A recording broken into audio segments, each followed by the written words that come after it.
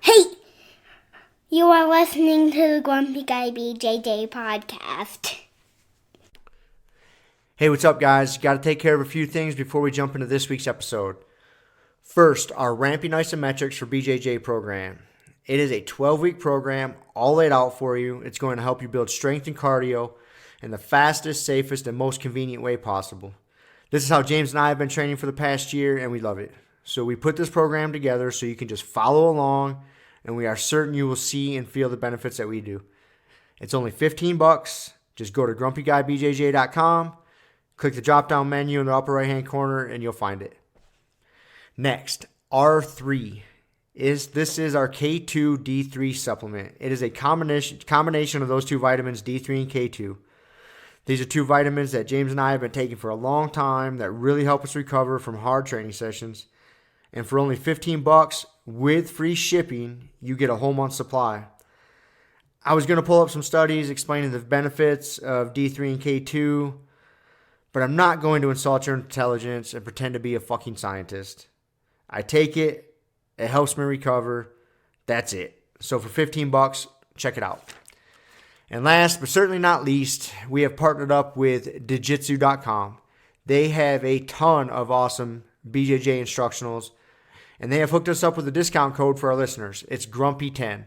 So what you got to do is you go to Jiu-Jitsu.com, which is DIGITSU.com. Find the instructionals you want, throw them in a shopping cart. In the little discount code box, you type in Grumpy10, which is just GRUMPY and the number 10, 10. That's it, no spaces. Boom, you get 10% off. You're up and running. They got a nice app you can download on your phone. That way you can take your instructionals right to the gym with you, watch the technique, drill it. It's a pretty sweet setup. So once again, DIGITSU.com. Discount code Grumpy10, GRUMPY10. Simple as that. To find all this stuff I just got done talking about, go to our website, grumpyguybjj.com. Click the drop-down menu in the upper right-hand corner. There, you'll subscribe to our newsletter for podcast updates. You'll find links for the Ramping Isos program, the R3 Recovery Supplement, and then under the Programs and Products tab, you'll find a link to Jiu-Jitsu.com. And let's be honest, if you guys can't figure out how to navigate a website by now, there's nothing I can do to help you. So quit fucking around, check it out, train hard, and let's get into this week's episode. And boom. We're back again. We're back once again. Fuck yeah. Sunday evening podcast this time. That's right. We're going to do a little barbecue after this. I'm definitely playing the role of the mooch today, though. I did not bring any dishes to share in this barbecue extravaganza. Brought your dazzling presents. I brought that and that was it. No, you brought some sticks. I brought the mobility sticks. I will pay for my mobility session and meat. That could be taken wrong. Could be. Not as bad as when you fucking told me you wanted to come over and let me play with your stick. I don't know if that's how I worded it exactly. I think I said... I have it right here. I think I said, hey, I should come over one of these days and show you my stick. Or show you my stick moves. Or how did I say No. Where are we at here? Here we go. Damn it. Okay. Where are we at? Uh-oh. See? I lost it. You're making stuff up, James. I know. Well, anyways. So, because I don't think we have been accused of being a gay couple out in public. We have. On a couple of occasions. Yep. I don't believe it's my fault. It is. You're you don't even know it. I have to point it out to you. So you're the oblivious one. Man, I can't find it. It was funny. I had some good shit. Anyways, alright, well, we'll stop boring everyone with me looking through texts. That was riveting. It was riveting. Everybody was in such suspense. God damn it. Where did it go? Because you admit that you sent me a text about it, and it had the word stick in it. And I can't... Anyways, we'll leave it at that. You were probably so disturbed you deleted it. You're like, I can't handle this. I might have been, man. So... It's very possible. Very possible. But, anyways, back to stick mobility. So yeah, you came over with your stick, mobility sticks. Your mobility sticks. And I'm digging them, man. Showed me some stuff. I'm a white belt when it comes to the stick mobility. You might have a stripe or two on your belt. I probably got a stripe or two. You know, Yeah. I can actually tie my belt. Yeah. I know how to put my gi on properly. I don't think, it's not like the level is fucking super high. No, but dude, I like them. Yeah. I really do. I think there's something there. I did too. Like I was saying, I mean, the routine you took me through was good. Simple. Upper body focused. Yeah. But I mean, like we were saying, I think that there's that one move. What do you call that one? The lunging one? The bow and arrow. The bow and arrow. Lunging bow and arrow. Yeah, like that thing is very, very, very interesting. I like that move. I like how it really forces your upper back to lock in. You got this, strong push pull going on. It feels like it's doing some really good stuff, and you can only do that with the mobility stick. If you tried to do that with something else, it would be You're bad. gonna get hurt or something. Yes. Yeah, if you try to use just a PVC pipe or a broomstick, it's gonna go south. Yeah, you need something that's gonna bend but not break. Yeah, we just kind of jumped into this for everybody listening. There actually is a product out there called Stick Mobility. Their website or their business is stickmobility.com. Yeah, it's the orange stick. It's a big orange stick, and they have different lengths, two different diameters, like a pro version for if you're a real big, meaty dude. I like how they call it the pro. I'm pretty sure they call it not the like pro. the big boy or Big something. boy stick. The big boy They stick. should have made it black. Man, we need to talk to the marketing department. Yeah, We could help these guys out. I guess so, man. Probably not. No. But anyways, like all joking aside, man, like I'm really digging them. Like I said, I've been playing with them quite a bit. Just exploring, trying different routines, different moves. Yeah. Slowly piecing together routines. That's why I'm kind of using you as my guinea pig. Yeah. 'Cause I know you'll give me good, honest feedback. Yeah. Whether what I'm coming up with is garbage or if there's something to it. No, I think it's definitely got some good stuff. I mean, it's like we were saying, a lot of the stuff you can do with a PVC pipe or a broomstick. Yeah. There's a couple things that you definitely need the stick mobility, like a specialty piece of equipment for. Yep. And so, but yeah, I'm gonna get one and play also around with it. there is. Sorry to interrupt. I get No. excited. We're talking about my stick. I get excited. There's too many jokes here. But the stick episode. the stick episode. But there is quite a few different stretches or moves I've gotten into that yes you can do with a broomstick, but the mobility stick is better. Yeah. You don't necessarily need the flexion of it, but it is beneficial. If you had two sticks side by side and you were about to do this, like that snake reach from that lunge position. Yeah. No, you don't need a stick that bends, but if you have one that bends, it is a little nicer. Yeah. And that's what I found. There's several different moves like that. That yes, they can be done either way, but if you could pick a flexi one, you're gonna pick the flexi one. Yeah. Well, the flexi one it creates a little instability. Yep.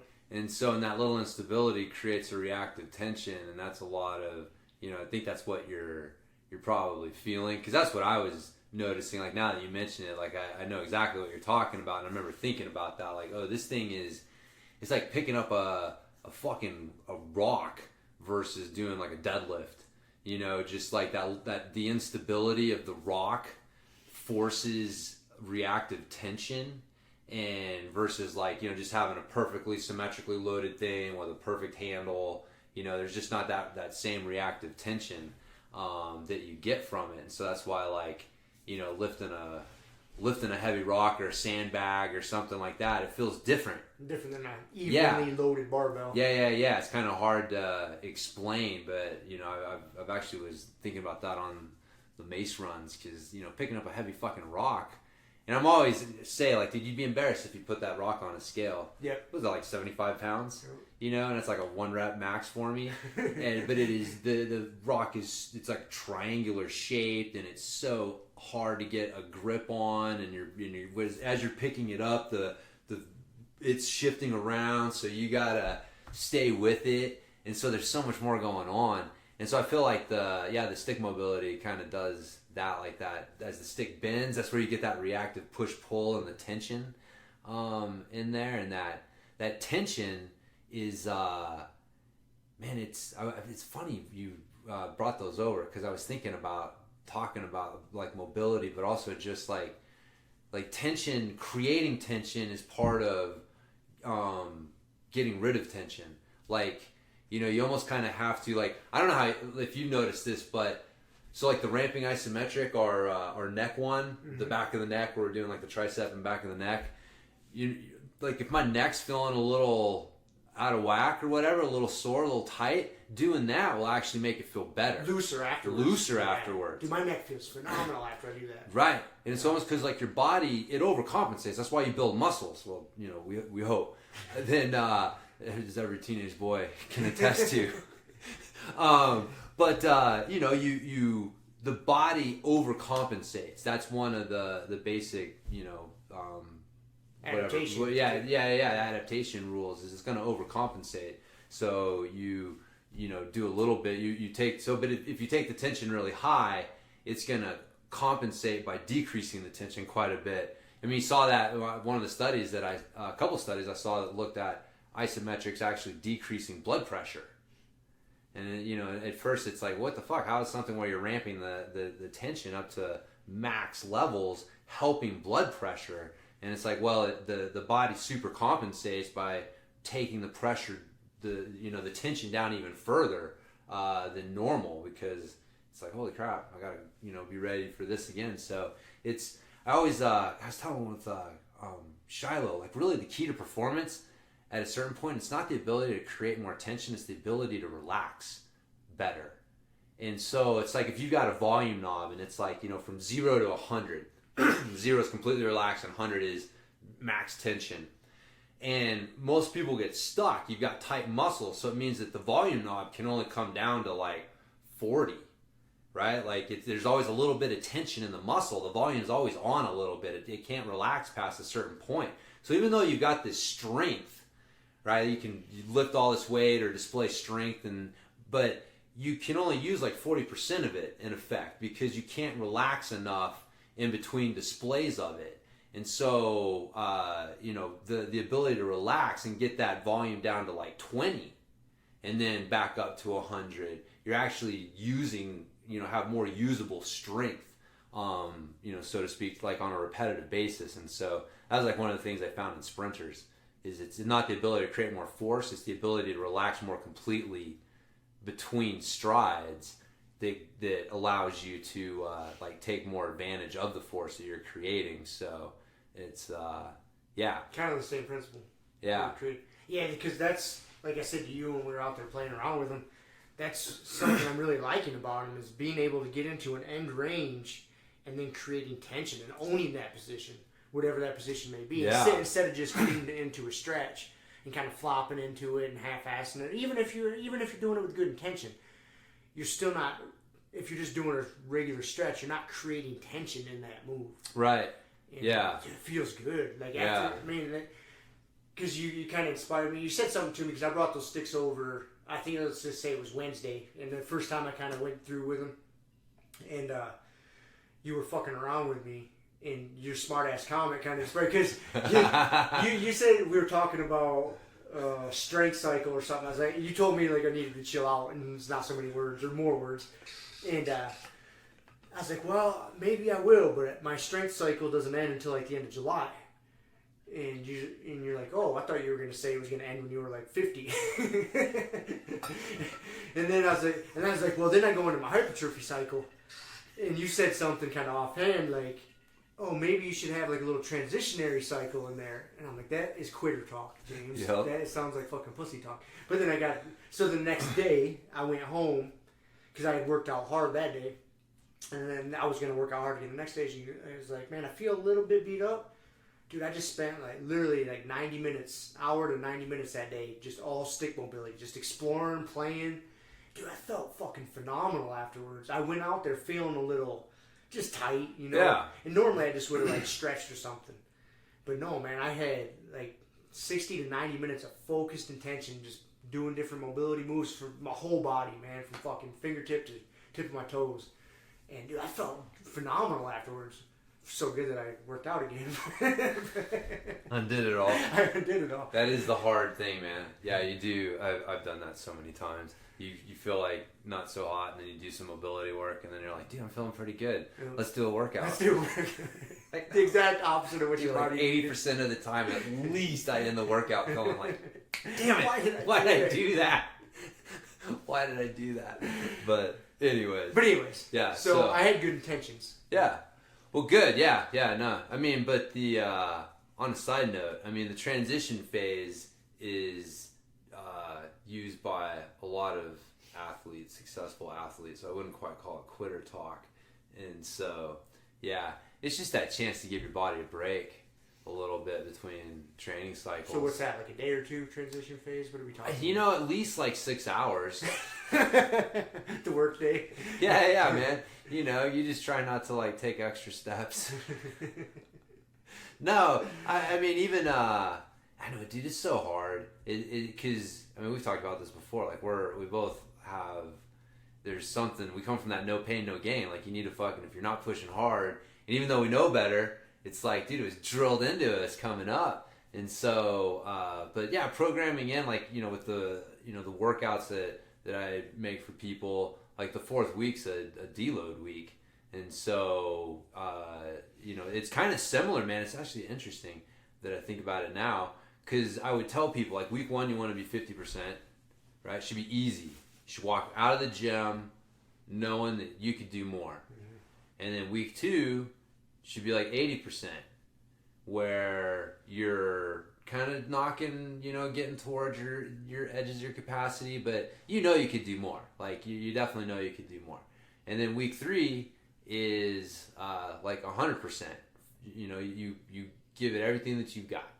And then week 4, you go in and you just back off. You back off the weight and the volume, and then so you're still doing the same exercises. So neurologically, you're still getting the same practice of the movement, which in a lot of ways is, you know, the most important thing, because the more practice your body gets at the movement, the more efficient it's going to get.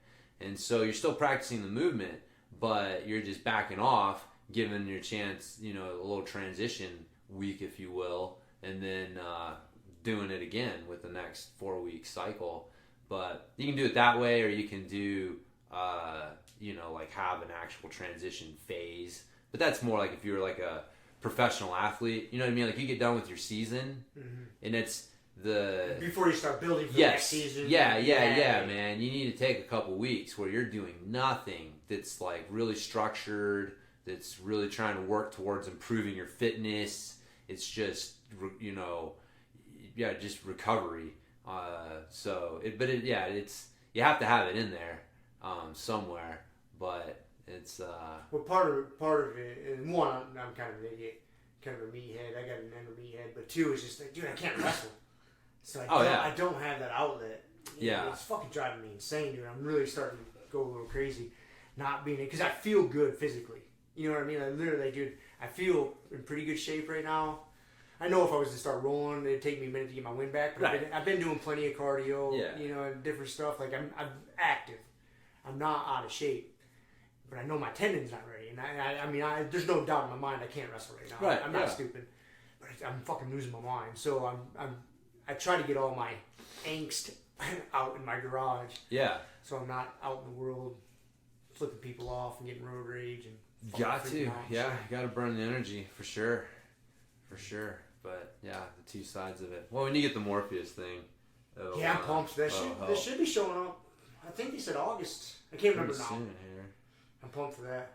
But, you know, on that note, something I wanted to ask you about, because you're more knowledgeable than I am when it comes to physical training. So, like, when you're stretching, I know this, I can say the words, but whether I really, it's kind of like I Google know it. I don't really have the knowledge of it. Yeah. Like, when you're stretching, you're never stretching the muscle, right? You can never lengthen your muscle, right? Because you got your muscle insertion points, and that's for easy, because I'm looking at my arm. Yeah. Like, your biceps hooked here and it's hooked here. You can't ever change that. You know, so when you're stretching, it's almost all central nervous adaptation, right?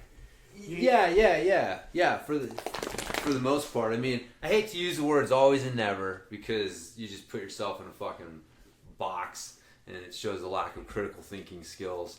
So I'm sure there are instances and cases and methods or whatever that could result in actual lengthening of the muscle tissue itself.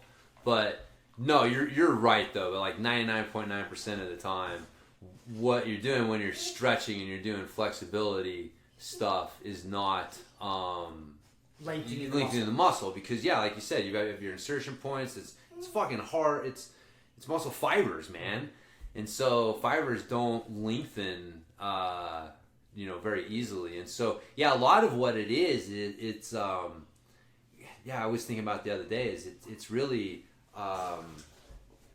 like fascial, like nervous system and fascial stretching.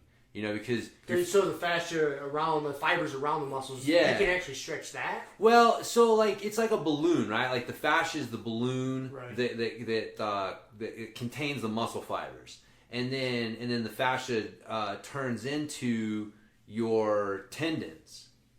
You know what I mean? Mm-hmm. Like that's what transitions into the tendons, and then the tendons attached to the bone, and then the tendons actually. So that's that's how the muscles like connect to each other. Like, your head bone really is connected to your fucking toe bone through your fascial system. And so the muscles that are around each are connected through that. And so, that's connected to your nervous system. Like there's still, like when people are talking about the fascial system, there's a little bit of fucking voodoo, black magic, Anunnaki, fucking ancient aliens bullshit going on where it's just, Hey, it's not bullshit, James. It's a little fuzzy. It's a little fuzzy. Hey, man, you know what? What it is like there's a lot of stuff and you don't know what's bullshit and what isn't. And the people who are saying it don't really know what is and what isn't. And so, some of it probably will turn out to be true. But, no one really knows. There's a lot of like the whole fascial system. I mean, up until recently, they didn't think it really did anything. But now they're realizing like it has its own. It's connected to the nervous system. It has its own. Feedback. What is up with Waka here? I don't know, dude. What's up, man? His dog's going crazy. I don't know. Yeah, he's gonna get kicked out of here in a second. I think you smell like dog. He's in love with you. That's all right. And your dog smell. But so if the fascial system, if you can get like the nervous system to relax and it lets some of that tension in the muscles and the fascial system relax, and so that's gonna connect your Aka, you're gonna get kicked out. Aka, go. You gotta go, man. Go. Yeah. What the fuck? He's never done that before. He's in here just tweaking out. So, so that's why you have to pay attention, like with mobility, like you have to pay attention to your upper body position when you're doing your lower body stretches and lower body mobility. It's all connected. Because it's all connected. And so if you have slack in the system and now you're doing lower body mobility, well, that lower body mobility is basically being created with slack in the fascial system from bad posture in the upper body. And so if you're trying to maintain good upper body posture, that's a different amount of slack. That's a different position for the fascial system. And so that's going to affect how the lower body is going to be able to move now. And so that's, and obviously it all goes to the nervous system's fucking interacting with all of it. So it's not really the muscle fibers themselves. It's more of the fibers and the fascial system and how they're interacting with the tension. Because again, I'm sure the fascial system, if you have like tension in the muscle fibers, that's why I like doing like massage. We were just talking about like when you're getting a good massage, that's why it hurts, because you're ramping the tension. They're pushing in on tight muscles, and it's artificially ramping up the pressure and the tension in that muscle, and that's why it hurts. And then you release it, and the body super compensates and relaxes. So that's why a massage or foam roller, the thumper, the dry needling, like all those things kind of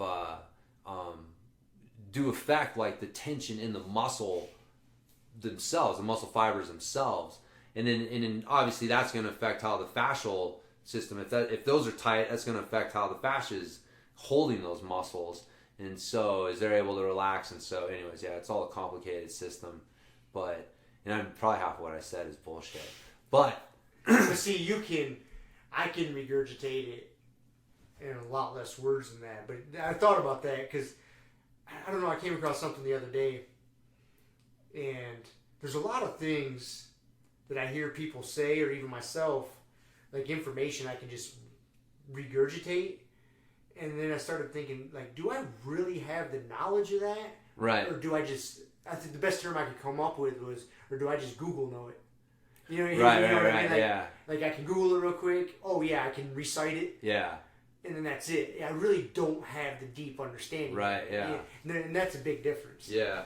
The other day we were talking about it, and because I was, again, thinking about this shit while I was stretching, that you get into an uncomfortable, unfamiliar position, and it is your nervous system switches to the sympathetic fight or flight. Like, that's why you start...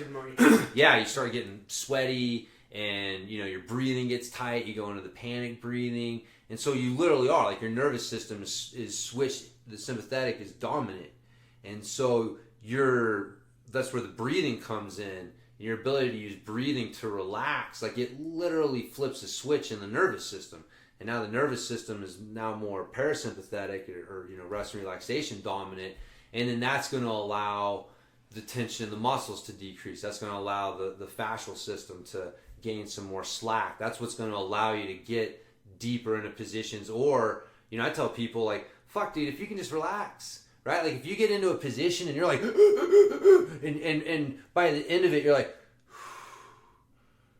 and you didn't get any deeper into that stretch or that position, you improved your mobility. Yeah, you made progress. Yep, I would say you improved your mobility. You own that position more.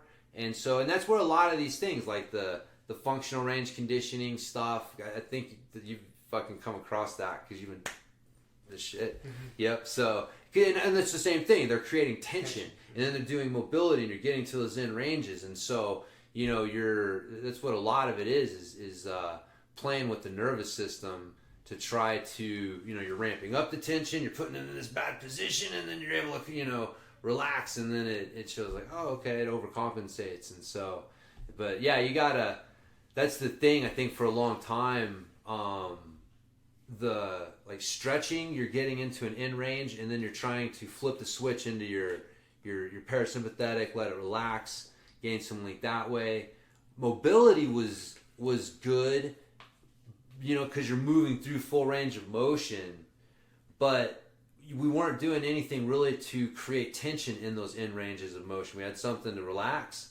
We had something to move through full range of motion, but we didn't really have anything that was creating tension in those in ranges of motion. And so that's where I think, like, the stick, yep. And like that functional range conditioning stuff where you're getting into the end and you're doing isometric holds.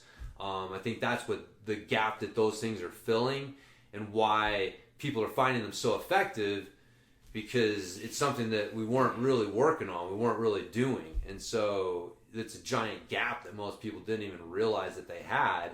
And then you get a tool that starts filling that gap, and it's like, oh shit, this is fucking amazing. Yeah, that's where I'm at. With I know. You can tell you're probably so sick of it, but dude, I'm pumped on it. Yeah, for that reason, like, you know, getting into that end range, being able to own it, create tension, and also, just like you had mentioned, you know, like, say you're stretching your hips, your lower body stretch of some sort, but your upper body, you're not cognizant of it. You're just flopping. Right. You're doing yourself a disservice. And using that stick, you know, you can get into some positions to where you now have to create a lot of tension, but it's like a feedback tool. Yes. So is my upper body set up? Am I structured, balanced, sound? It's not it's a sweet feedback mechanism, just like the bands. Yep. You know, doing a stretch, you know, with the bands on the hips or whatever the case is. Like, it's an awesome fucking feedback tool. If you don't have a coach there saying, hey, tuck this here, tighten this here, boom, boom, moving you around, you have these other tools, and man, it's awesome. Yeah. I've been really digging it. No, man, I think it's good stuff. So this actually brings up a question. I told you I had like a philosophical question about mobility. Sweet. I'll try to use some big words to answer it to make myself sound smarter. So I'm going to ask the question, and then I'll kind of, you know, say what got me thinking about it. But, like, so what is mobility? Like, how would you define it? What is mobility? How would I define it? Like the Webster's Dictionary definition of mobility. Like if you were talking to a potential client and they were I like, guess what's this mobility thing, The Rob? easiest way, I guess I can explain it, like trying to explain to somebody that's uninitiated, is I have to give them the contrast of mobility and flexibility. Sure, man. No, however you would explain it. So, flexibility is, how far I can take your leg and like push it up towards your chest, like a hamstring stretch. And as soon as you, like scream or pull a muscle, that would be the end of your flexibility. Mobility is how far you can move that leg by yourself. Correct?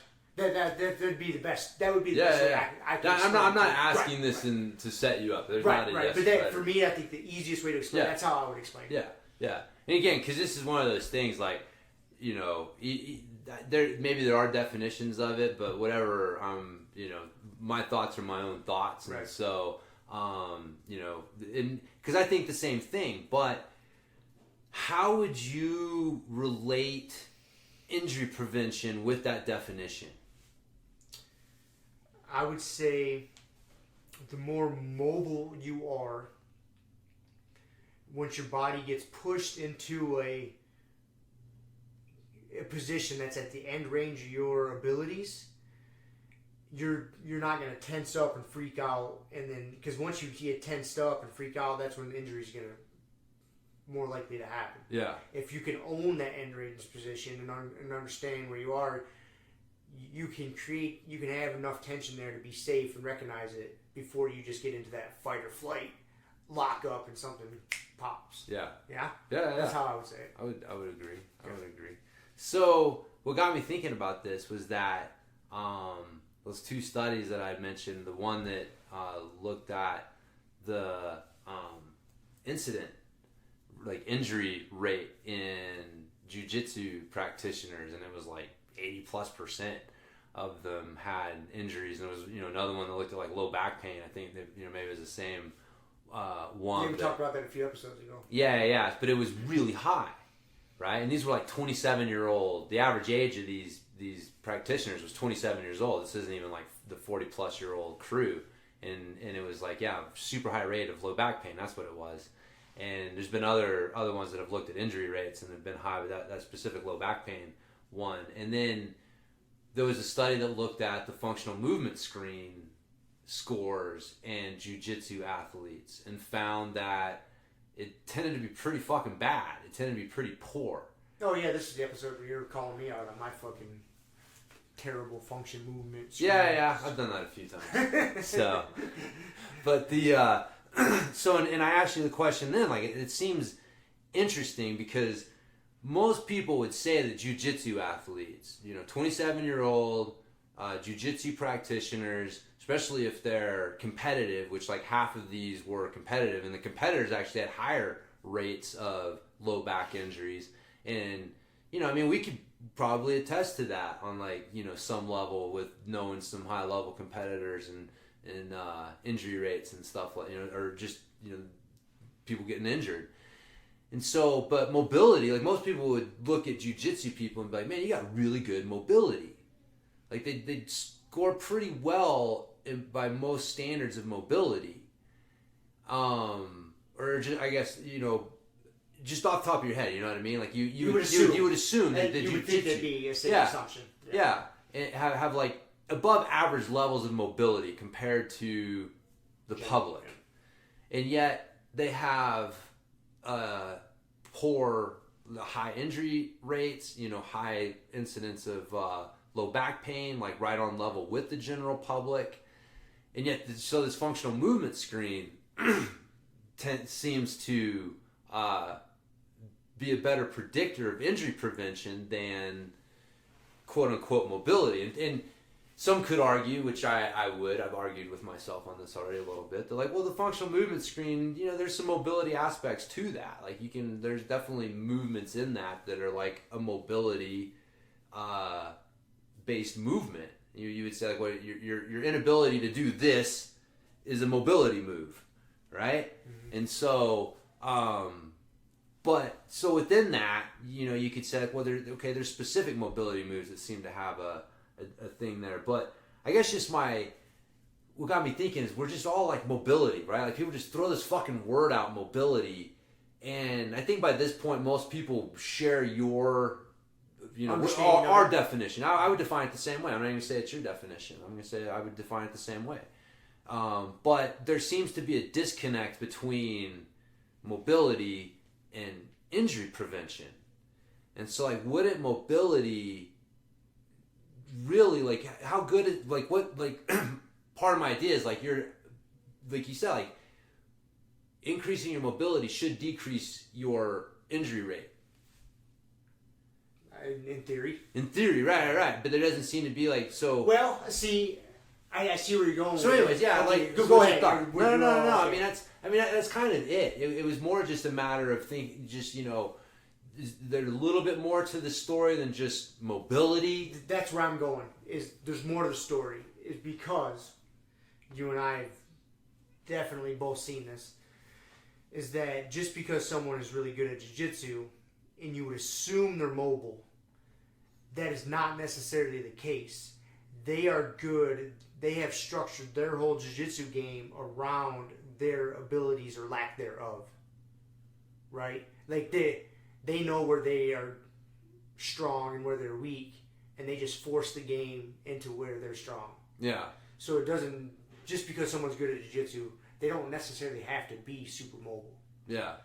So it's kind of, I think it's one of those things, yeah, you would assume a really good jiu-jitsu guy is very mobile, but that's, I think more often than not, that's an inaccurate assumption. So I mean, I would... Again, it's like, how are we defining it, right? Like, can you touch your toes? What's your metric? Right? Like, yeah, like what kind of metric are we using? Right. And so, so if you go to use the functional movement screen, yeah, as our metric, most jiu-jitsu guys would have a really shitty score. Right. So then that makes sense. Okay, that's why a lot of jiu-jitsu guys have high injury rates. So yeah. Right. So I guess, like, my thought is that mobility should be more specific, right? Like, you're only as strong as your weakest link. Mm-hmm. And it's kind of one of the points of the functional movement screen, or just having some sort of way to assess things and then prioritize them based on, some sort of assessment.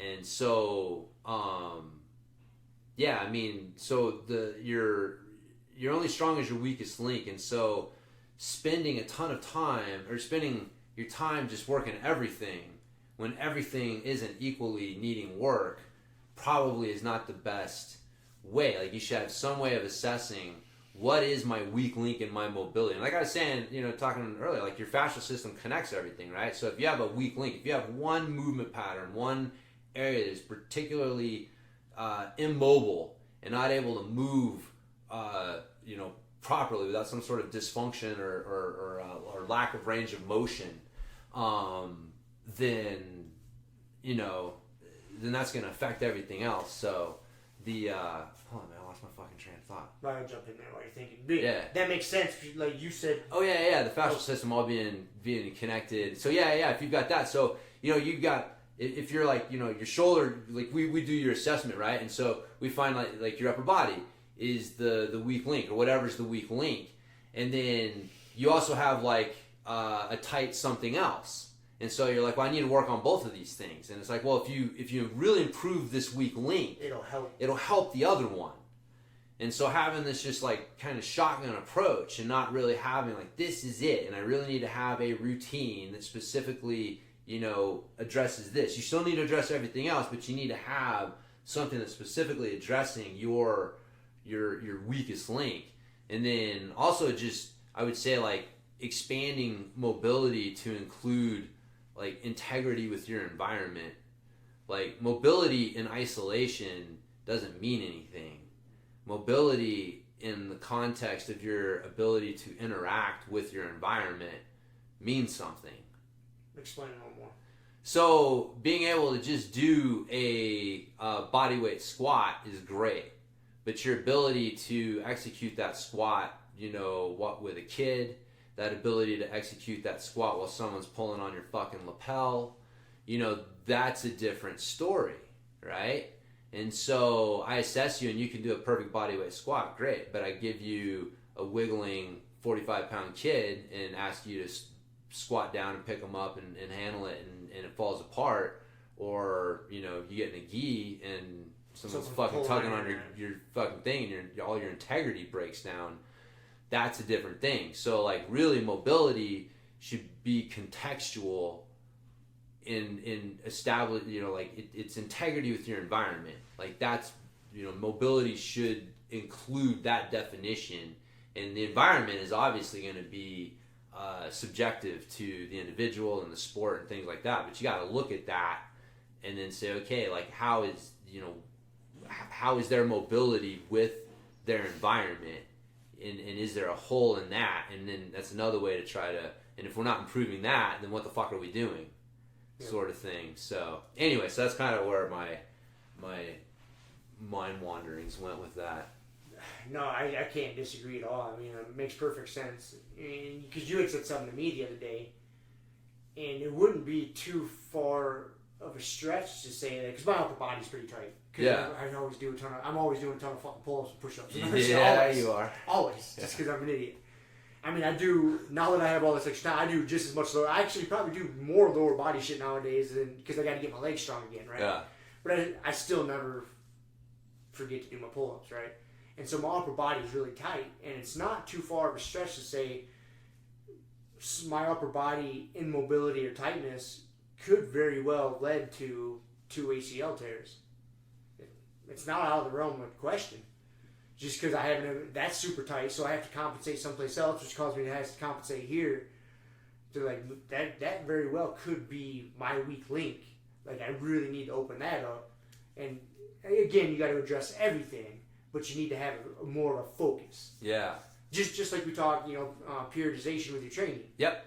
It's just kind of the same idea. Yeah. You need to go through your strength cycle. You need to go through blah blah blah. This and this, same thing. Instead of just trying to get mobile from head to toe, focus on one area still do everything, but be more focused here for a couple weeks. And then more focused here for a couple weeks. Yeah. Yeah. Yeah, I think that's the thing, man. We have a tough time doing that in general with everything. And then like mobility, flexibility, like that's one of those areas that people just don't really, myself included, man. Like it just, if I'm going to do some stretching or mobility, I got to do everything. Yep. Like I really feel odd if I don't do everything, or just generally everything. And so to like really commit to like, no man, I'm going to spend actually, instead of 15 minutes stretching everything, I'm doing 15 minutes to just work on shoulders or this something. one area that I've identified, or maybe like 10 minutes on that, and then like 5 minutes just kind of hitting a couple basic stretches for the other things. And what I don't get to, I don't get to. But man, it really is. That is the hardest thing for us to. You're only strong as your weakest link, and when you strengthen that weakest link, you strengthen the entire chain, and then it's like you got to figure out what's the next weak link, and we just love to fucking work on our strength. So much more fun. So much more fun to just keep working on that strong link, man. Yeah, feels good. It feeds the ego. It does feed the ego, but yeah, it bites you in the ass. It does for sure. Like body will let you know. Yeah. I know. I've been like fighting some shit between my shoulder blades, like right below my neck, and I realized I got this habit of I do this, and then I'll start to pull my shoulders back and down. So you're saying for our audio listeners, before you pull your shoulders back and down, you tend to shrug. Do a little shrug and then up. Pull them back and down. Yeah. They kind of come up and back, and then I keep sinking them back and down. Instead of just pulling them back and down. down. Instead of just keeping them back and down. And man, I forgot I'd gotten away from a cue, and I forget what book it was, but they were talking about really what you want is you want your collarbones as wide as possible. So you're trying to separate your collarbone? Yeah, you want your collarbones wide. So you want your shoulders as wide as possible. So if you're going to get paid based on how wide your shoulders were, you'd want to do that. And so pulling back, much more beyond that is actually like overcooking it. Yeah. I can see it because you're overdoing it. Overdoing it. Getting a more narrow back. Yeah, man. Pulling like too much into those muscles and creating too much like tension in those areas. And then like me kind of shrugging up into the neck a little bit before doing it. And so, yeah, pain's a pain's a hell of a teacher. Let me know. And so I had to like, what the fuck's going on? So I'm, stretching and doing a bunch of stuff to try to get it to loosen up. But I really had to go back to just the basics of moving with my upper body and really focusing on keeping those shoulders wide, my collarbone wide. Because, I obviously was fucking up, think I'm doing good. And most people watching me would be like, oh yeah, no, man, that looks good. But shit starts hurting. You know what you don't do is start popping fucking pain pills and ignoring that shit. But that's what most people do, man. Yeah, it's like, oh, I'm just getting old. I'm 43, man. You gotta take more Advil. Gotta take some Advil before I work out. And it's like, no, that's your body's literally like the best. Mike Boyle had that analogy so long ago. He's like, dude, taking pain pills to mask like pain to work out is like pulling the fucking batteries out of the smoke alarm to get it to shut up. It's like the problem's still there, motherfucker. Like the house is still on fire. Just because you got the smoke alarm to shut up, like that's what pain is. That's your body's smoke alarm. It's like, hey, something's wrong. Like the last thing you want to do is shut that off and ignore it. But man, like, dude, yeah, you're getting fucking cortisone shots. Like, that's all cortisone shots are. I was gonna say that. That's the cortisone shot. That's exactly what that is. Terrible. Like, not only is like cortisone terrible for your joints, it like breaks down the collagen. It's not fucking good for the joints, but it is just masking the pain so that you can continue. So now you continue doing what you've been doing. That's tearing the joint apart. That's been causing the pain. Now you've injected something in it that's actually going to make the joint weaker, and you can just keep fucking plowing into it. It's madness. It's madness. But what people do it. I mean, I've known people I know and respect, and that are intelligent people, and it's like you just don't know. Like people don't know. Like pain is viewed as this nuisance that you just have to at all costs get rid of it. Yeah. How do I get rid of this pain? Not hard work. And they want the shortcut, the pill. Yeah, how do I make this go away? But and the thing is, it's funny. It's not even because a lot of times, especially in for jiu-jitsu, it's because people want to keep doing hard work. They want to keep training, and so a lot of times it's backing off a little bit. Which is we were having that. That's where the transition suggestion came in.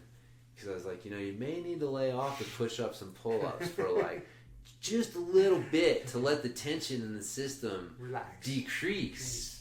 And then you'll find that you'll actually be stronger.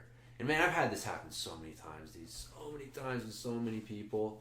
I get them away from their favorite exercise and they go back to it. And, maybe not like the first workout back, but within, 3-4 workouts, they're stronger than they ever were and feeling good. And so, I think Ox is going to get kicked out. He won't leave you alone. No. All right, Ox, you got to go. Hey, babe. Yeah. Ox is being annoying, so he's banned from the podcast booth. Okay. So, no, it's all right. No, you stay out. He won't stop sniffing Rob. I think Rob smells like sourdough bread, probably. I got some new Pokemon. Any cool ones? Yeah.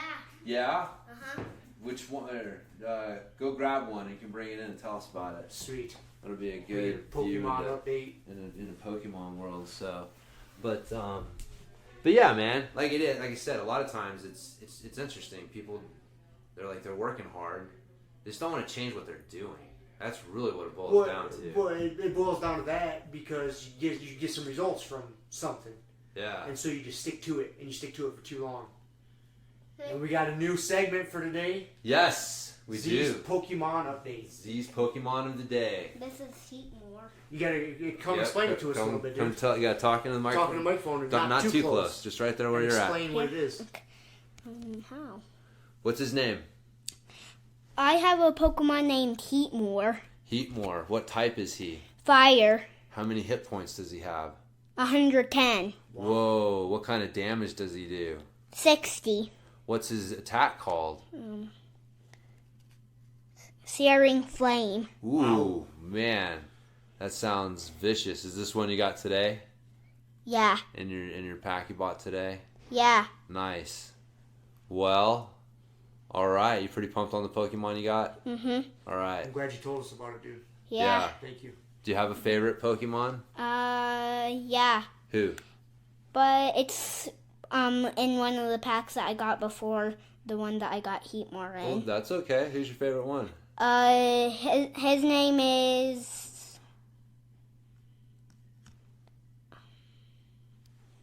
The Pressure. no, I forget.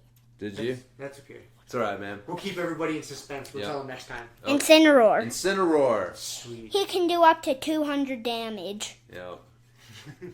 And Okay. he's also a fire type. All right. Well, we like the fire types. Thanks, dude. All right, buddy. Appreciate the segment. Mhm. All right. We'll go have fun. I will. We're almost done. Okay. When We'll talk to you. When you guys are done, I'll show you the rest. The rest? All right. Sounds good. Nice. Pokemon. Pokemon update. I know everybody was dying to hear that. Yes. It's his new obsession. Like we were talking, we had baseball cards. Or I had baseball cards. You had... I had football and basketball. More basketball. Yeah. So, it's funny. We still have them. Fuck yeah, still got them. Still got Full 'em. sets. Dude. Yeah. I know. That's hilarious. Yeah. I wonder, I'll probably got some. There's probably a few good cards in there, man, that are worth some money. I'm sure there are. No, I'm sure I got Shaq's rookie card in there. Yeah. I didn't have the Jordan rookie card. I have the Jordan the year after, his second year in. That one was worth some money too, I remember. Yeah. I got that one in a special little case. Yeah. I got a few of them, man. Dude, I remember I got all when I was I fucking bought a Jose Canseco rookie card. Yeah. Talk about a fucking waste of money as a kid. I forget how much I spent on it, but it was the most expensive card that I had bought. Cause like Jose Canseco had just done the 40-40.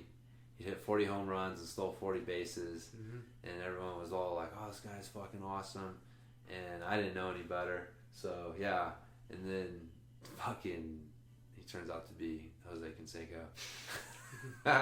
So, anyways, a few duds in there, but man, I used to be into that shit. Yeah, I was into it pretty big. Yeah, had my case, Oh yeah. you know, with all of them organized, and you know, seems like something you would do for sure. Matches our OCD It does. tendencies. You got your binder, all your little slots in there.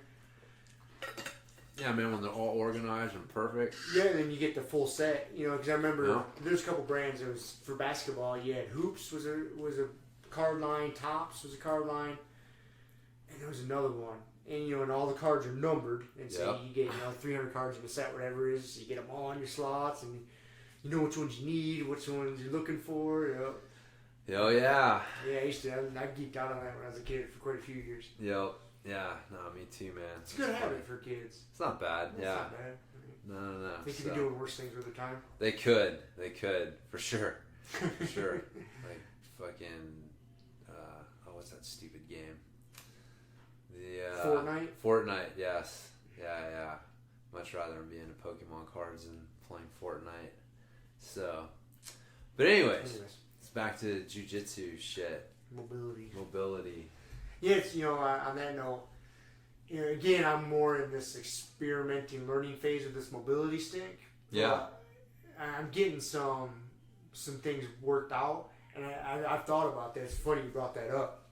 Is I thought about doing like some periodization of it, like take 2 weeks and having more like an upper body focus, and then still stretching everything, but the brunt of it, like say if I do a half-hour mobility stretching routine, 20 minutes of it is upper body, then still hitting my hips and hamstrings and stuff, and then for 2 weeks switching it, making the focus lower body, and then touching the upper body. And so I've considered doing that already, and now that you brought it up, I'm like, yeah, I'm definitely doing that. Yeah, I think that's the call. I got to do the same thing. I got to pick a spot. And just get after it for a week or two, even if it's just a week. Yeah. Make it your focus for a week. We'll do our functional movement screen. I gotta get my kit back. I loaned that thing to somebody. Dude, you want to hear something funny? I do. I loaned my fucking functional movement screen kit, which is not cheap, man. That is a pretty expensive fucking piece of plastic. And I loaned it to, I hadn't used it in a long time, And so I loaned it to a buddy of mine as a chiropractor, not Nick, but another dude. And so I loaned it to him so long ago, I forgot that I'd loaned it to him. I totally forgot I had the goddamn thing. And he calls me up probably like 3 months ago, and he's like, James, he's like, you remember that FMS kit that you loaned me? And I'm like, yeah. And he's like, man, I messed up. I left it in my trunk, and it got warped. And so, I don't know what you want me to do. And I was like, oh, well, whatever, man. Like, I don't care. I'd forgotten I had the damn thing. So he's like, told me that he would, he's going to buy another one. And if I needed it back, obviously let him know. So I'm going to have to go grab the thing from him. But I'd forgotten I had it. That's awesome. He calls me to and tell now me. you get a brand new one. I know. So, anyways, yeah, that's right. I'd given him, because he had one and he wanted two, because when you're screening like groups, it's helpful if you can get like two stations going. Yeah. So, anyways, I know there's something like the functional movement screen is good. I really try to get into it, man, but it's one of these weird cult things, and a little bit, man, a little bit. There's people that are really. It's tough, man. It's like anything else, right? Like there's people with the stick that are unusually effective with the stick. And they're able to go really deep down the fucking rabbit hole. Like, what do you mean? Well, just like how they're able to use it and the results that they're able to get with it. Okay. That are atypical, right? Like you're going to have, in any system, in anything, you're going to have some people that, whatever, man, for whatever fucking reason, they're outliers.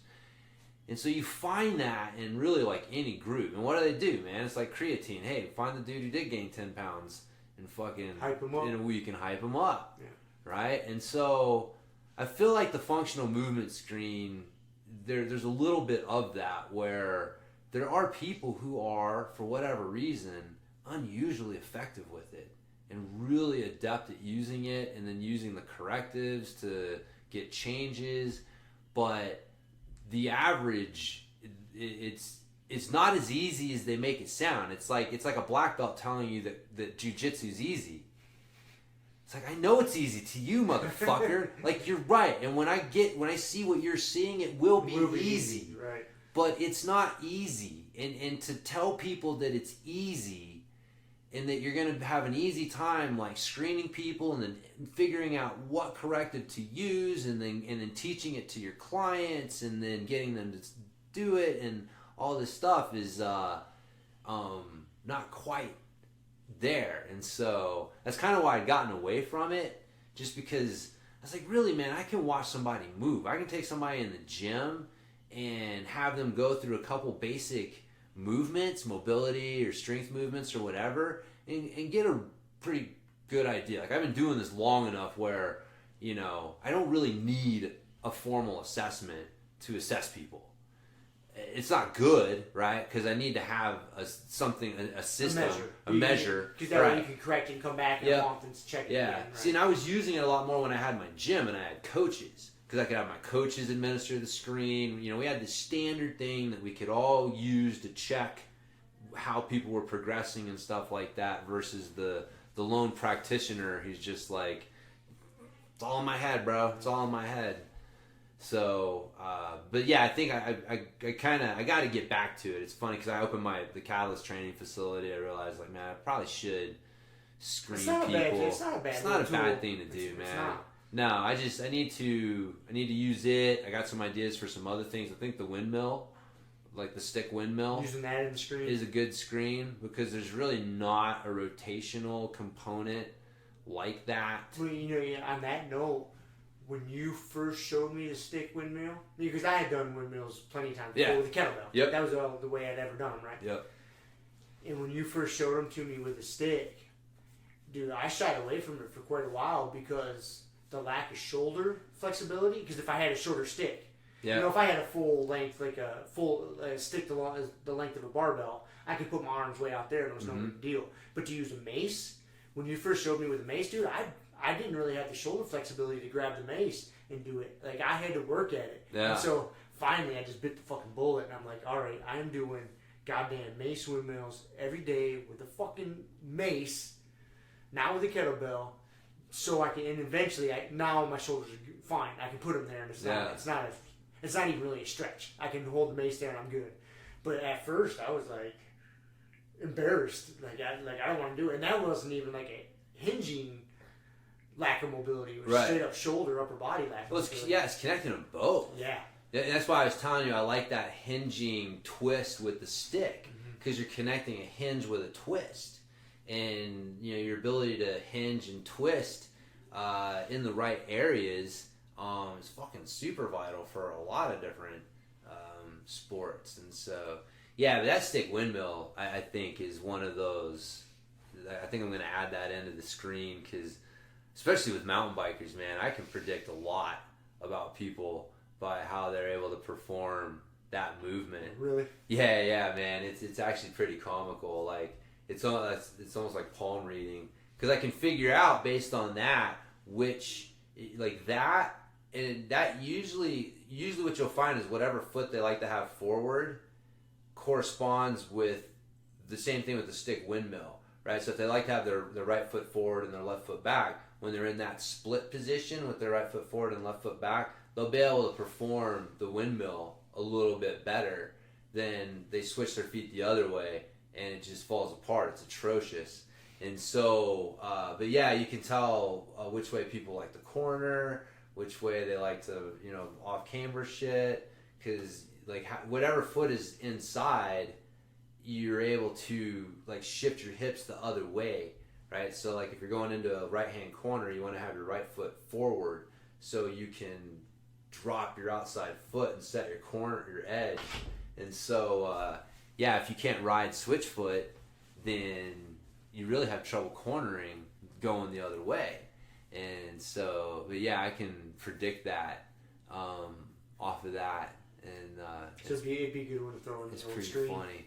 Yeah, especially for the mountain bikers. But I mean, it's good for the jiu-jitsu, because like we've said, I mean, dude, you're on your back, you're trying to shrimp and keep your frames, and it's like, dude, you're hinging and twisting all the time in jiu-jitsu, man. Your ability to keep your hips pointed one way and turn your shoulders another way is happens all the time. Tough, dude. Yeah, you almost can't do jiu-jitsu if you can't fucking do that. It's really hard to move. And so, but yeah, if you're not creating those movements from the right areas, like that's the thing, man.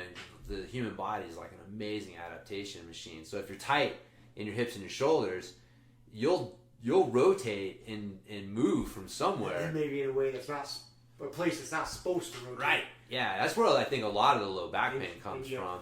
I bet you're right. Yeah, I would bet you. Yeah, like that stick windmill. A lot of those guys in that study that had low back pain probably fucking couldn't do that stick windmill to save their life. I mean, that right there is just.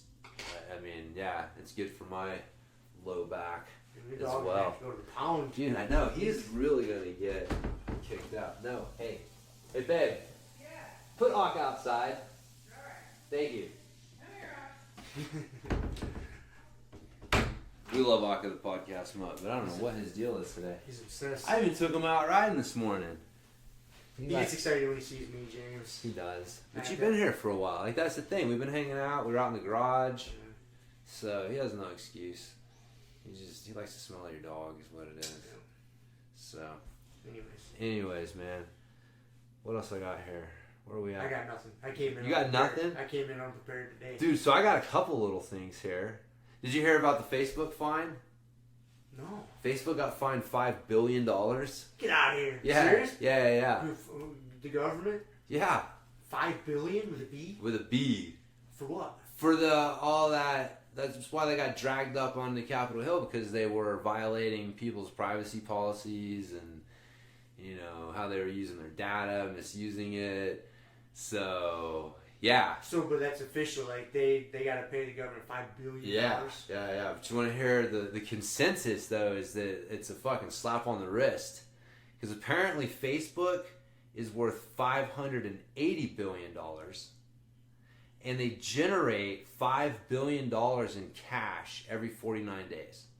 Say that again? They generate $5 billion in cash every 49 days. Jesus Christ, dude. Good Lord, man. Yeah, so the consensus is that Zuckerberg got away with. He's like, oh, this is great. Okay, sure. Yeah, I'll give whatever. You guys $5 billion. Yeah, here's your $5 billion. Fuck off. Go away. Yeah, like, so yeah, we can violate and do all these things, and, you know, so it's basically We're like... going to make our own currency now. Right. It's like when they fine a fucking basketball player making $32 million a year, Fine them $100,000. $50,000 or $100,000, right? It's like, to me and you, it's like, Yeah, holy fuck. shit. But, So those guys, like, okay. yeah. But anyways, I thought you'd like that. Dude, they generate $5 billion every 49 days or whatever you said, 48 days. Yeah. What the fuck, Dude, I contribute to that. I throw some cash their way for pedaling innovations. They help me sell pedals. So, they are a great way to find customers and communicate your message to them. And they get paid for it. So, I'm staying strong with my fuck social media stance. Did Yes. you see that new app that came out recently, the Facetune or something? no. That was created by, it ended up being created by some Russian company. And of course, you know, when you sign up for those apps, they're free, right? Yeah. And they have a disclaimer page. No one reads the disclaimers, right? Well, they had a pretty extensive disclaimer too. So when you know, a lot of times when you use an app, they say, hey, can we have access to your photos? Especially an app like that. And you say, of course. You say, yes. In their disclaimer that no one reads, but you accept, when you say yes, they not only do they have access to all your photos, but they could use all your photos for any purpose they wanted. So if they wanted to take a photo they had access to on your phone of your kid and put it on a billboard, guess what? They can do it. And it was it got brought into the news pretty good, man, because I don't know how many people, and like when it first came out, millions of people signed up for it and were using the shit out of it. And then finally somebody blew a whistle on it, like, whoa. Some Russians created this, and you guys aren't reading the fine print. And you just gave so much access to some of these Russian motherfuckers. Dude, the fine print's ridiculous. It is ridiculous, Like, man. like, No one reads those things. No, man. Like, you should have to be able to boil it down to like X number of bullet points, Yeah. or something. Like, if you can't, then like, what the fuck? Like, you guys are like, it's all lawyerese, Yep. is what it is. And then it's like, okay, well, who can interpret these words? And so if they can throw more, like, the more words they throw in, the more opportunities to interpret it they have. Yep. And, dude, it fucking drives me nuts. Yeah, that's fucking... Well, it's... People are... Like I said, man, this is a new territory that human beings are exploring. And the pioneers are getting fucking shot. The natives are taking them out, man. Yep. And so we're going to learn lessons, and people are going to get smarter about how to interact in this new environment. But, fuck social media. So... That's my stance. There you go. So, what else I got here? Oh, I just wanted to give a shout out to my beautiful wife for intimidating another chick into shutting the fuck up. Yes. So, yeah, I think I told you this one briefly, but we were driving, where are we going? We're going somewhere. And it was one of those things, man, and this drives me nuts. We've talked about this. I don't know what it is, man, but there are a ton of these, they're fucking merge lanes. So people who are making a right-hand turn have a somewhat extended merge lane.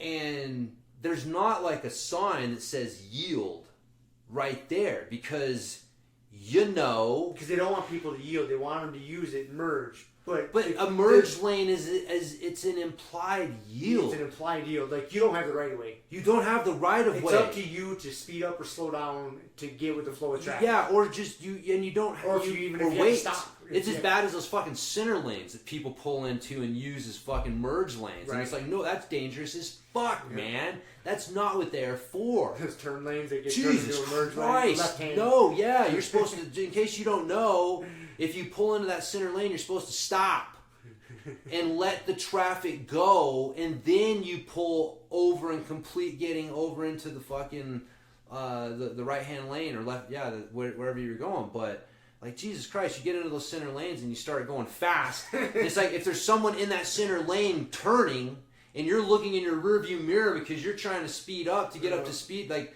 dude, I almost had that happen to me a couple times in Texas, man. I had, like, fucking Tyler was atrocious for that. So, but anyway, so you have the same thing. People who don't know how the fuck to drive. There's basic traffic laws, man. And if we all just follow them, then everything's cool. That's asking too much. It is just too much. I don't understand, man. And so they don't know. And so they don't yield. They get into these merge lanes and they just fucking force their way into traffic. And it's maddening. And so I had this fucking chick. She was the delivery driver for Pizza Hut. Like, this was the crazier thing, man. She's like got the Pizza Hut. She's got the Pizza Hut hat on. She got the Pizza Hut fucking thing on her car. And she comes flying out of the Pizza Hut parking lot, which feeds you into this merge lane. And so she just hits this merge lane, and like the way that she did it, like the car in front of us actually jerked off the side a little bit because she hit it so aggressively. You're like, Jesus Christ. You know, because usually you pull up to the end of the parking lot and stop and then pull into the merge lane and go. And she just came fucking hauling ass out of there, man. And so the car in front of us goes, and I can tell that this chick's like, you know, I'm like, fuck this shit, dude. I'm not gonna, you know, I'm not giving it to her. And so I just kept cruising, man. And she had to back off. It got to the point where she was either gonna fucking run into me or had to stop and let me go by. And she starts freaking out, and her arms are waving, and she's like, you know, turned around, and she fucking, we go by her, and she's fucking all pissed off. And yeah, she had like her hand up, like getting ready to flip us off or whatever. And Kelly looks over at her, and she just shut the fuck up. And then, like, yeah, gets behind us and was like, because usually in situations like that, like, people get behind you and continue their fucking animated bullshit. Yeah. And, like, she was just like, dude, it is hilarious. Because it's just like that time before, man. Just somebody goes from totally hostile to shutting the fuck up, completely passive, like that. And it is just funny, man. Like, I don't, like, they're just, I guess, yeah, lots of chicks like to run their mouth. Because they know you can't hit them. Exactly. It is. But when they see another girl that looks intimidating, they're like, oh, that chick can hit me. Right. She won't get as much trouble if that guy hits me. Yes. Yes. Changes the dynamic. Changes the dynamic, man. Yes. She is. It's awesome having a beautiful yet intimidating wife. I know. So, anyways, I love that. That was funny. I got something else here for you. All right, you ready? Did I tell you the story? I had some 75-year-old lady hit on me the other day and told me I looked like Vin Diesel. I heard like some remnant, like some, yeah, I didn't share this with you, did I? No. This is pretty awesome. So, periodically I'll do some Uber rides to make some extra money since I'm unemployed right now, right? And so I was doing that the other morning, and I get this old lady request a ride. She wants me to take her up to Walmart. She got to go to the Vision Center, right? And she comes walking out of her house, and she kind of looks like this mean, crotchety old lady. And then this lady's fucking old. I mean, I'm guessing 75, and I might be nice on that. She's fucking old. And so she jumps in the front seat. Most people that ride Uber, Lyft, they jump in your back seat like a cab, especially younger people. This lady's right in my front seat. She gets in, we get going down the road, and she's like, so you here for college and just driving Uber for the summer? I looked at her. I was like, well, thank you, but I'm 40 years old. I was like, I'm a little past the college. I'm not saying I couldn't go back to college, and people do. I was like, but no, that's not the situation I'm in. Oh, she's like, oh, I thought you were a lot younger than that. I'm like, well, thank you. I was like, but you didn't see the bald spots on the back of my head. And I was like, that would have changed the tune. She's like, oh, you know. She looks at me kind of with this funny look. She's like, there's a lot of really handsome bald men out there. And then she says, I don't remember exactly how she worded it, but something to the effect, one of her favorite bald men was Vin Diesel, and I looked a lot like him. Huh. Nice. And she was explaining to me all the Vin Diesel movies she watches Triple X all the time. I was fucking dying laughing, dude. Never would have guessed it. Looked like this sweet little old lady. And she, nope. All into Vin Diesel and all into Vin Diesel. Hitting on me. Hitting on you. She was looking for a little extra ride at the Uber ride or something. That's pretty funny, man. So is that like a scene where you drop her off and wait for her? No. No, she gets another. She gets somebody else. Yeah, she didn't ask me to. Yeah. I could have. Yeah, but I just didn't know. I guess I could have, but I just dropped her off when on my way. Yeah. I was a little creeped out getting hit on by your grandma. Yeah, I would be too. If I had the option, I'd leave, probably. You know, I didn't get the impression she was real rich. If she was real rich, I might have stretched that opportunity out a little bit more. Yeah. You never know what could have happened, but... Wow. Anyways. I just wanted to share that story with everybody. No, it's good, man. It's good. Vin Diesel. I mean... Dude, you got the work. It was an old lady being dropped off at the Vision Center, so her sight might not have been great. It's true. There's that. There's that possibility. Right, I will just ignore that. Yeah. That's right, yeah. That's right. Let that go. It boosted my confidence for 5 minutes. No, that's good, man. Yeah. You're a handsome fella if you're fucking squint the right way. if you got cataracts. No, man. Dude, I've told you before, it's funny. Like, people like you. I don't know why. I don't know either. It's an interesting thing. I try my best to make Despite sure that doesn't all your happen. best efforts, people enjoy Rob's presence. It's weird. So. Because most of the time I don't enjoy their presence. Yeah. I know, you look confused. These people seem to like me. Why are they always talking want to talk to me? Like, fuck. So, anyways. So I got cauliflower shin. Cauliflower shin? You see that lump? Yeah. On my fucking shin right there? Calcify? Yeah. That's from remember when I blasted my shin into the ladder? Yeah, the ladder story of it going? Yeah, man. This is where that was. Is it? Right over it, man. Because it hurt, and, I was rolling when it was decent. And yeah, apparently my body felt the need to calcify that area. Put a giant fucking bump. Nah. Is it tender at all? No. It's hard. I mean, a tiny little bit if I push super hard on it. But yeah, I'm surprised you don't have more of those from your mountain bike and slamming your shin into pedals and shit. Nah, I mean, I used to have pretty good scars. I mean, I still got a few that you can see there, but I think I cracked that bone. Yeah. I mean, if that happened, that's probably what happened. Yeah. I remember I got all black and blue, and dude, I kicked the fuck out of that ladder, man. That was so silly. That was like some comedy Three Stooges thing. type shit. Yeah, but you don't see the broken shin. It's just all funny, ha ha. But anyways, so cauliflower shin. Every time I look down there, it weirds me out. I got a bump on my fucking shin. Character building. Yeah. All right, so I have it's kind of a weird off-random topic, but this is our podcast. This is our fucking podcast. So I'm going to show you my Morpheus HRV scores. Do you notice a trend? 7 hours sleep, 89. No, down here. Oh, down here? Yeah. Okay. I see a trend. Yeah. Yep. So yeah, there's definitely a trend. Fairly consistent, yeah. Towards you get some variances, but yeah, but I mean from here forward, my HRV score has been up, consistently up, right? And so this is my average heart rate, and so it's kind of working down the same time. Okay. Yep. And so my HRV score is going up, and which is one of the indicators of aerobic fitness, and my resting heart rate's going down. Mm-hmm. And so something's going on. And the only thing that I can attribute it to that's around the time I started taking the kratom. And I don't know if kratom has helped my cardio as much as not having so much fucking caffeine and sugar has helped my cardio. I don't know, but there's something, again, it may be the black cat crossing the street. I was talking to Kelly about this last night, but there's like a pretty significant line, like mark there, where my HRV score stopped being so erratic, like up and down, and really consistently hit and you know stay at the mid 80s level.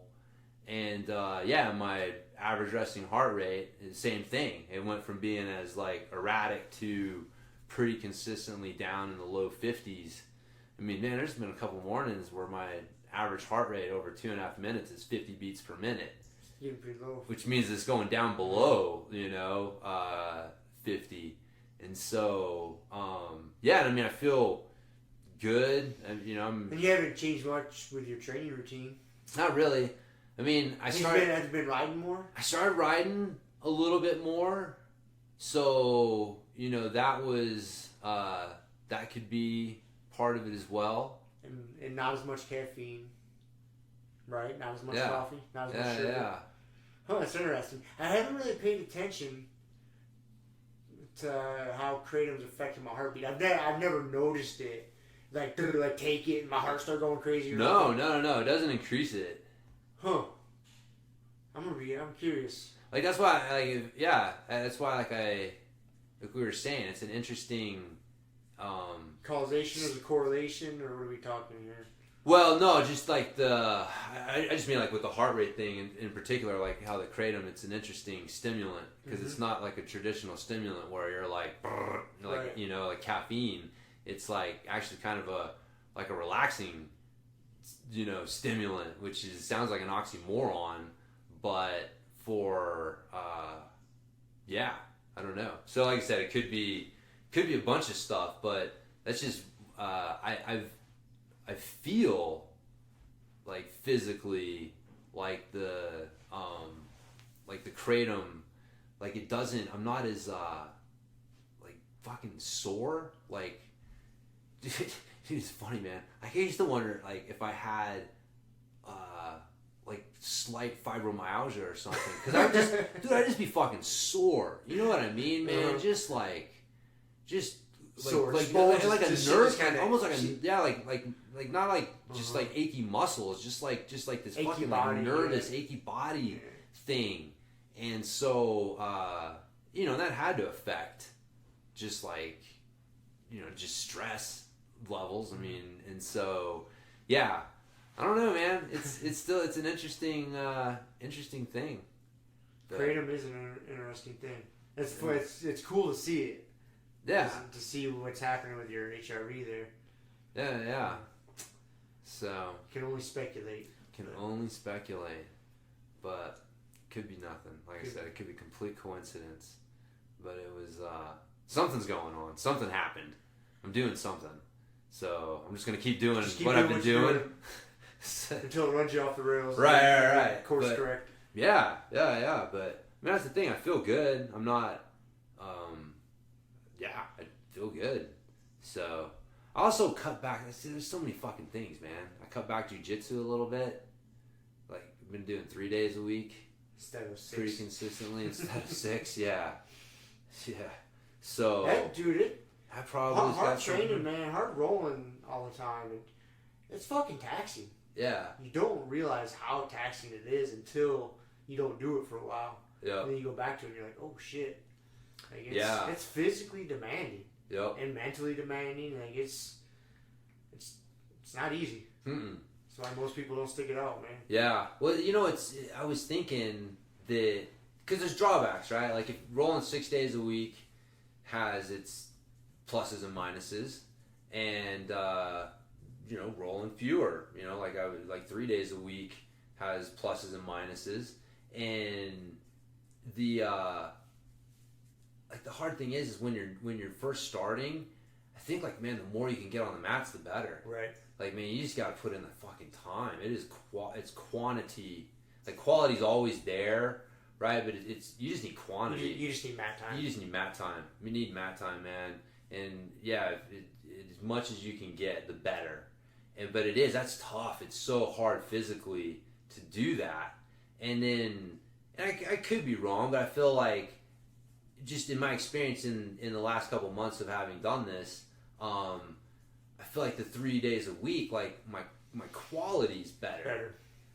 And I feel like I'm actually benefiting from like fewer but higher quality training sessions than I would be from more and just being, wore down. I mean, there's fucking times I'm fucking training so tired, so worn out. It's like, dude, I can't do shit. And those are good, man. We've talked about this. Like, those are good physically. Mentally. Because you got to have those sessions to build that mental toughness. Yeah, and you are working on some endurance. Like, there are things there, but, man, you're not learning a whole lot at those points. Like, the quality of your jiu-jitsu is not super high, man. No, and so... you know what would be really interesting is to do a little... You have to do a little self-study somehow, and don't quantify it by days, how many days a week you get in, but how many actual rounds you do. So like go do a 2-week span to where you're only doing 3 days a week, but keep track of how many rounds you do. Yeah. And then then do a week or two. Then do a week or two span, and where you're going 6 days a week, but keep track of how many rounds you do. I mean, because you wonder how much it really varies. Man, you know what the problem is? As you were saying that, I was like, the problem is if I'm there, I'm rolling. Yeah. And I'm usually one of the last dudes off the mat. Yeah. I can't not. It's just so much goddamn fun. Yeah. And my cardio is pretty decent, like I can put in a solid hour of rounds, man. Like 5 minutes on, a minute off for an hour. Like, yeah, I can do that. But, so that's the thing. If I'm there like 5 days a week, I'm not gonna limit myself. Like, I got 3 rounds today or 4 rounds. It's that's the only time I've ever quit. And like, okay, no more rounds today is like when I do 2 days or I train a bunch of days in a row and I'm starting to cramp up. Yeah. The word like hamstring cramps suck and calf cramps, feet cramps. Yeah, but dude, I'll get to the point to where like my core is cramping, like my abs are cramping. Like I've trained entirely too much. And you go to shrimp or push it, and like your abs cramp, and you got to extend, and someone just passes, and you're getting smashed. And they're like, "What are you doing?" I'm like, "Don't worry, my abs are cramping. Just keep going." It's usually about that time. I'm like, "I'm done. Like I got to stop." Like, yeah. God, I can't wait to get back to wrestling. Yeah, dude, it's good shit. It is. But so, anyways, I do think that quality thing, it's tough. But it's interesting because I kind of got to the back door just because I wanted to ride my bike more and just do some things with summer. It's summertime. It's summertime, man. Nice out, man. Yeah, and winter. We live in a beautiful place. Get out and enjoy it. I'll be back fucking in there 5+ days a week. So it's like, what else am I gonna do? Back to the grind. Mm-hmm. But the 3 days a week's been doing all right. Been feeling all right. But yeah, it's funny, man. I got. Yesterday when we were rolling, I got fucking choked out. I could feel myself starting to get all like pissed off, and because I half jokingly say I hate the gi, and it is half joking, but it's half serious.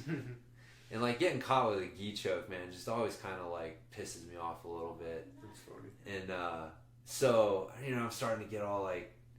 Feeling sorry for myself. This fucking sucks, whatever. And had to catch myself. Just be like, one, because I'd had this talk with Shiloh. She was having like a rough time at the track, and I was like getting onto her, and I could tell her she was getting a little, feeling a little self-pity or whatever. It's like, man, that's not going to help you run faster. And, so she ended up pulling together and getting like a PR on her last one. And so I'm sitting there like, man, I can't tell my daughter not to pout. And here I am fucking pouting. What the hell is this shit? Yeah. So, yeah, I had to be like, all right, man, jiu-jitsu's trying to teach you something. Just got to relax.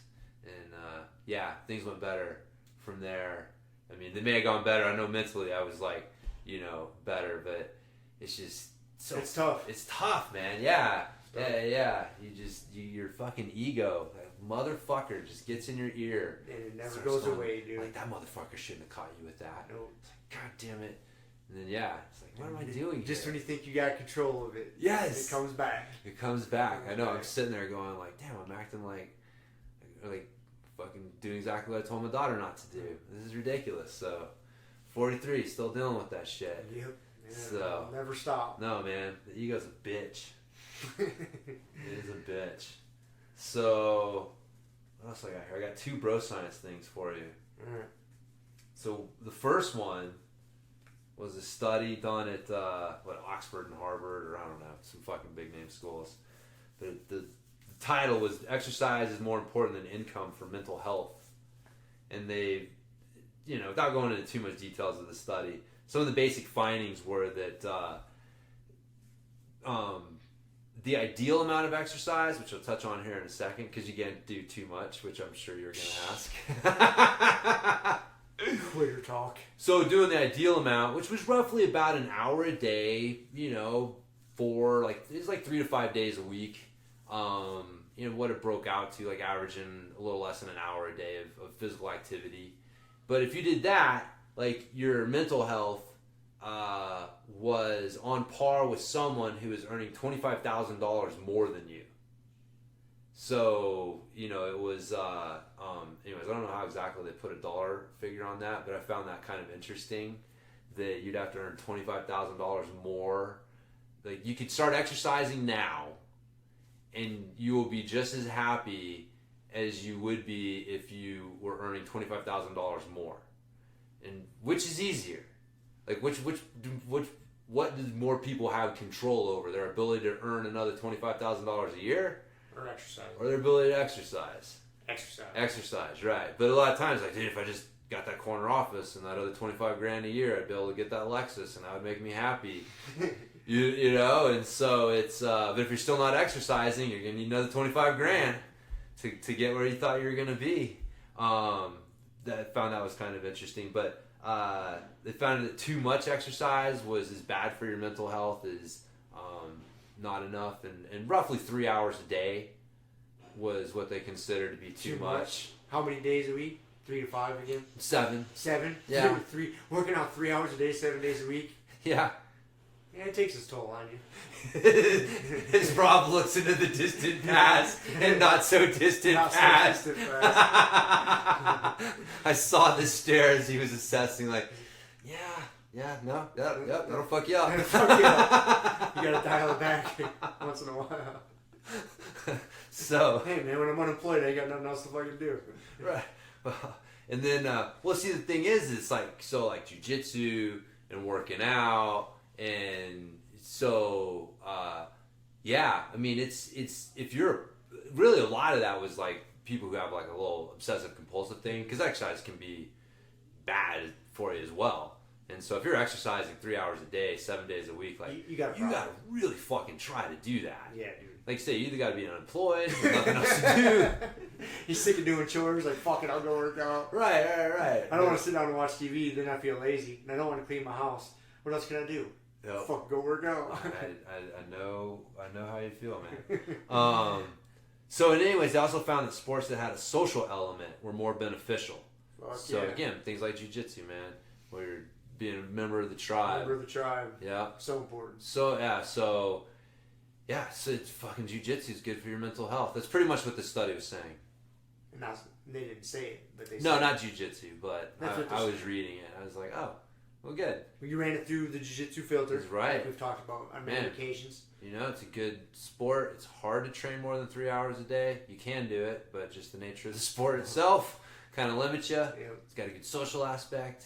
It's fucking, I'd say that if you're doing jiu-jitsu, you're probably even a little bit more happier than, like, might have to earn $50,000 more. So, I don't know if you could put a number on it. Probably couldn't put a number on it. That's the thing. If somebody came to you and said, you'll make X number of dollars more, there's no number that they could give you. There's no number they could give me to say, okay, you're going to make an extra 100 G's a year, but you can't do jiu-jitsu. I'd say, fuck off. Yeah. And I'm going to armbar the fuck out of you for saying some stupid shit like that.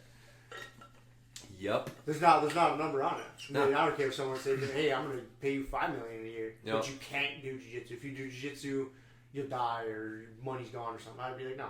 Yep. There's no doubt in my mind. No, yeah. I'd rather you someone come take $25,000 a year away from me and say you can do more jiu-jitsu. I'd be like, all right. All right.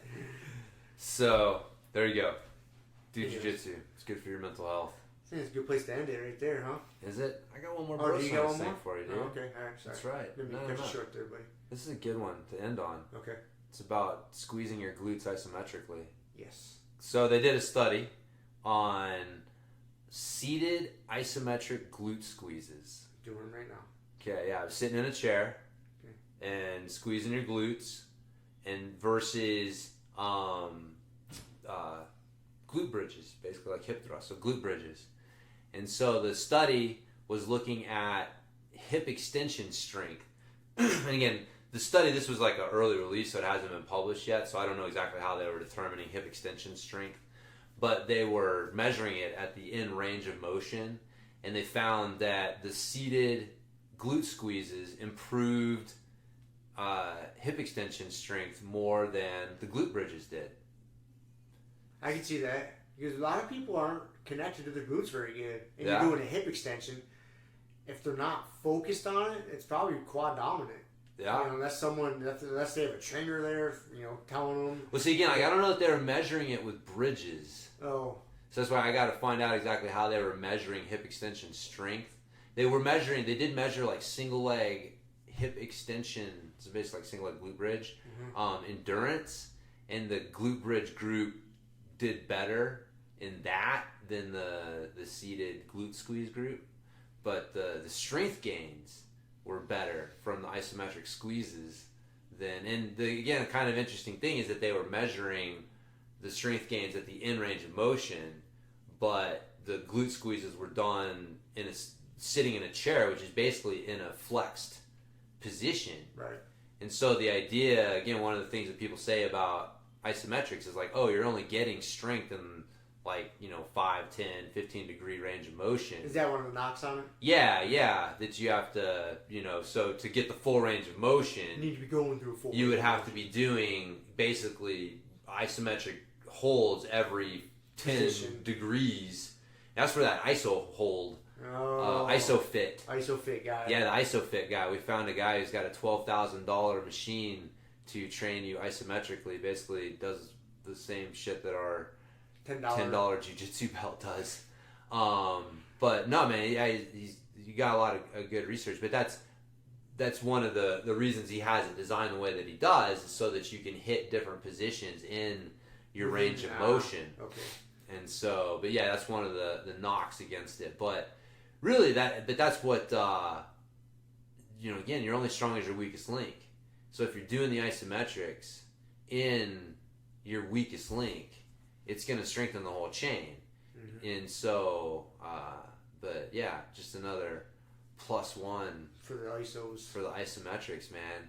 Yeah, I really think, dude, we're, like another 5-10 years, like you're going to see isometrics just being more normal, I guess, as part of training. I mean, even just having isometric holds. Like, before I even got into the isometrics, I was adding in isometric holds to exercises. So, you get to the top of a chin up and hold it for 5 seconds. Yeah. Get to the bottom of your squat. But, the difference between pausing at the bottom and doing an isometric hold is you get to the bottom and you get tight. You generate as much tension as you can, and then you finish the rep. And so, like, I was already starting to fuck around with those things, putting isometric holds at the end range of motion. And so, yeah, man, isometrics. Good shit. Yeah, I love the pull up hang isometric, or even an L sit. So you kick put your legs up in an L sit, doing a chin up. Like, whew, that is not easy. Fuck never gets easy. Never gets easy. Cool. Okay, so wrap, huh? This episode was brought to you by Hot Rob's Garage. Hot Rob's Garage. We may be working on the name, but Rob is opening a training consulting business. So, in all seriousness, Rob's available for jiu-jitsu, training. Dude, you're a fucking expert at nutrition. You got that shit down. No. I know you're gonna try and put yourself down, but man, you have taken food prep, cooking, all that stuff to a really good level. So man, if anyone's interested, I don't know if Rob wants to give out his email address, or he could hit us at Grumpy Guy BJJ. Hit us at Grumpy Guy. Grumpy Guy BJJ at gmail.com. And we'll have some more info on Rob's new business venture. Hot Rob's Garage. Yeah, maybe we'll come up with some different names and let people vote on them. But yeah, so we're gonna wish Rob luck on his venture and see what comes of it, huh? See what comes of it, man. So yeah. All right. What the fuck is what's the worst that can happen? Nothing. Exactly. So there you go. There you go. All right, but anyways, so on that note, now we'll call it a day. We've done our first promotional piece for it, so it's a thing now. It's a thing now. It's out there in the ether. It's out there in the ether. All right. See ya. See ya. Thank you for listening to the Grumpy Guy BJJ Podcast. Thank you all for listening. You can find us on Podbean, Apple Podcasts, Spotify, and wherever else you listen to podcasts. Please make sure to subscribe and leave us a review. It really does help and will allow us to keep putting out episodes. If you have any questions, comments, or ideas, hit us up at grumpyguybjj@gmail.com. Also, go to our website, grumpyguybjj.com, and get signed up for podcast updates and get our free BJJ Improvement Starter Kit. That's it for now, so get on the mat, train hard, and talk to you all next week. With a permanent friend, a hermit now, boom. Doggy stool, foggy, cool, got a froggy outside Molly dude. Melvin, Colin, Daisy do, hanging by the lace of their shoes. No trace of the tools, shaped in your face, fuck the rules. Snooze, you lose, one eye always open, in times two, no clue. But soon a brief monsoon might give you a view to choose. Stay tuned, include, won't conclude.